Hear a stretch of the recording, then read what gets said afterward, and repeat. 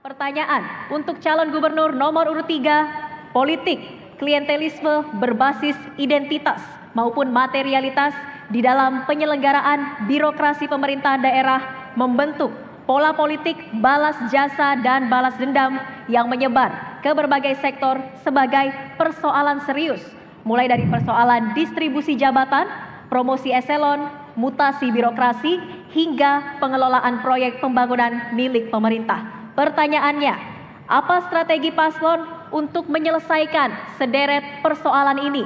Silakan menjawab, waktunya 2 menit, dimulai dari Anda berbicara, kami persilakan.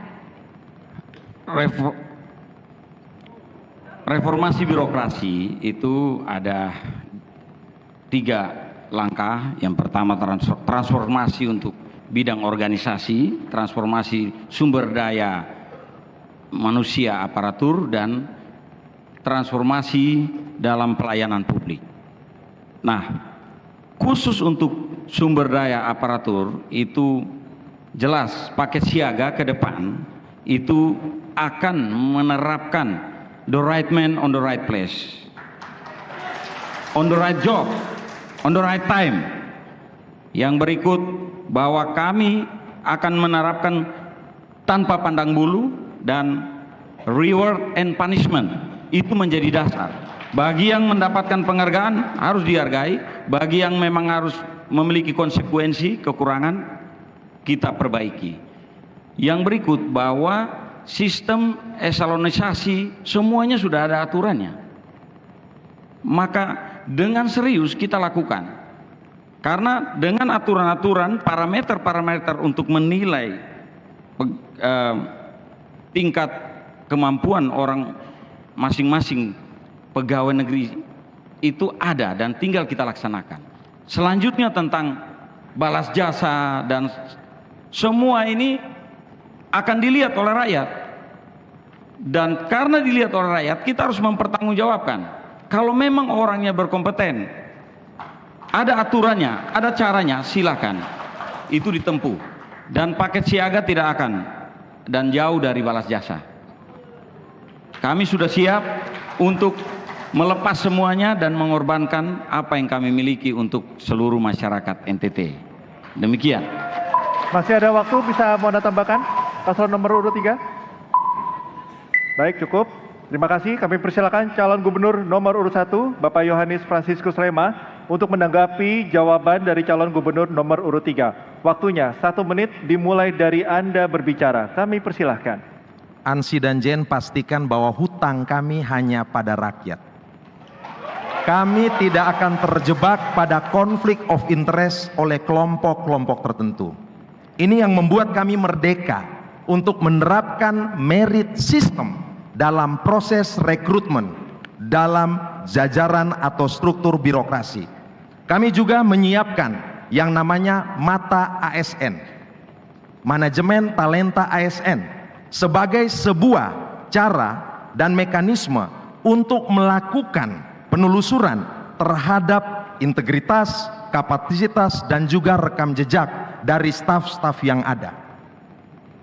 Kata kuncinya kembali kepada keteladanan pemimpin. Jika pemimpin tidak terjebak pada konflik of interest, maka apapun yang dilakukan semuanya untuk kepentingan kesejahteraan rakyat.